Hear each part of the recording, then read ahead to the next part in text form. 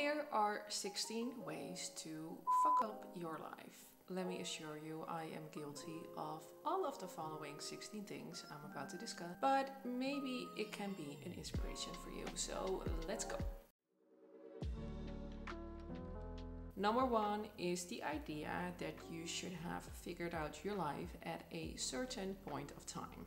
What really annoys me is that a lot of time, and I know it's social media, so we don't have to take it so seriously, but a lot of times I see that your 20s are the time to like figure out everything in life and experiment, and then when you hit 30, then that becomes the point that you should have your shit together. And I don't agree. Number two, and that's also something that I am really guilty of, is thinking that a certain job title will make me happy. And I think that a lot of people also know this fact. Like, we know that having a certain job title won't make us happy, but at the same time we don't. And I also read in this article that people in general are really bad in predicting what makes them happy. So we might predict that, oh, when I have a certain job and I have a certain job title, I don't know, you will predict that you will be happier, I guess, because otherwise you won't be really pursuing the job title. But we don't really know what the job entails precisely. So we are predicting that it will make us feel in a certain way, but we don't really know. Number three is that when you need help or you need therapy, that you won't get the help or you won't get the therapy. It's 2024, so going to therapy is getting more and more normal. But just don't wait around and waste a lot of time and years. And number four is postponing things until you feel ready. Just do it. Just do it now and not tomorrow. Number five is not taking your physical health seriously. I'm a really big advocate of taking your mental health seriously. And of course, we all know that exercising and eating healthy is important. That's not news. But I noticed that I don't take it as seriously as I think I should take it. I think I make a lot of excuses for myself when I eat shit again in why I should be eating shit at that moment, that I deserve it, that I'm tired, that I had a long day, that I'm going to eat healthy tomorrow. And then, I think the balance for me is really hard because I, like I said, make a lot of excuses. So all of a sudden I noticed that my diet is just 50-50 of eating healthy and eating shit, and I think it should be more like 80-20. And I really think it is something I should take more seriously. Number six is thinking that if you work more hours or you have like these really long work days or long work weeks, that kind of makes you a more valuable person. And I do think that in the back of our minds we all know that that is not the case, that of course it doesn't make us a more valuable person, but at the same time, and I also think that's kind of maybe a millennial thing, that still we do think that working more and being productive, and even being productive on a day that you don't have to work your job, is a good thing, and that being busy is a good thing, and that having a day where you're not doing any productive at all is kind of a wasted day. At least I have that feeling that I should be doing at least something in my house or cleaning something, or I don't know, something like that. But that's I think that's a mind fuck, and I think that is a way to fuck up your life if that is something that you really believe. That you always have to be productive and that you always have to do something. Number seven is thinking that other people are responsible for how you feel.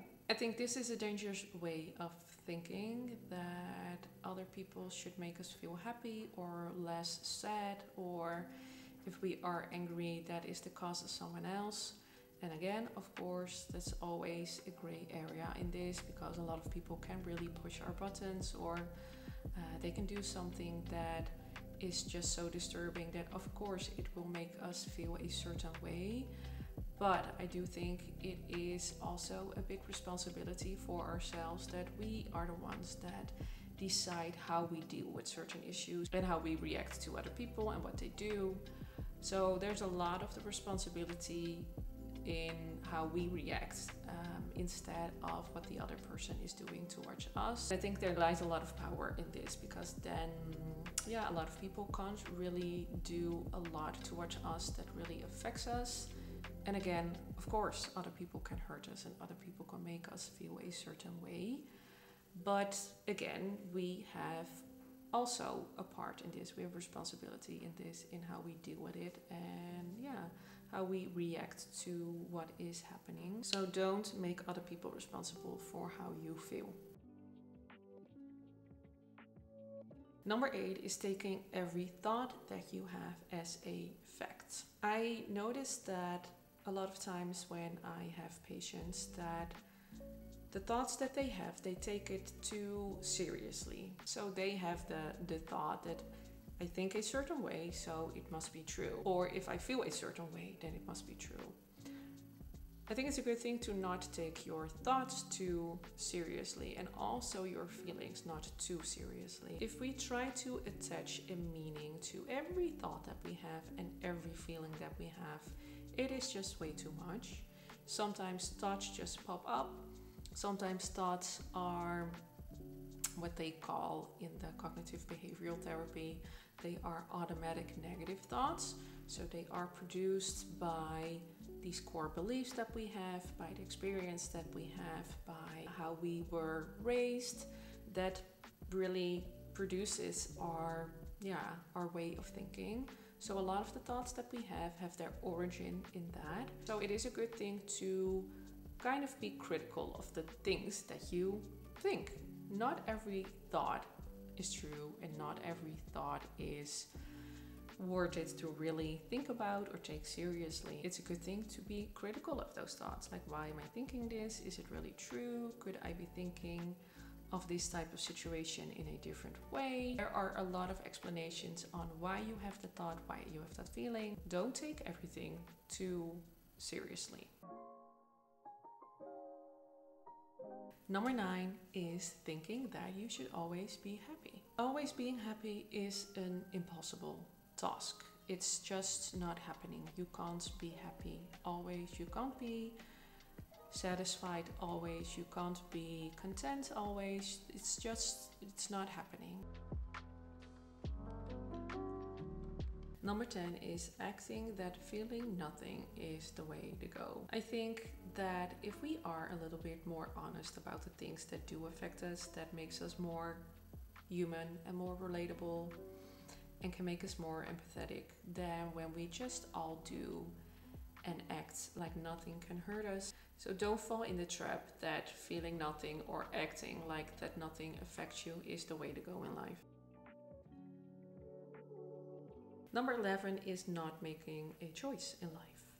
And in the end, you kind of do make a choice, but you make a choice what ends up happening. Make a choice and then see what happens, but don't just do nothing and be in a freeze state of mind and just let life happen to you, because life moves really fast.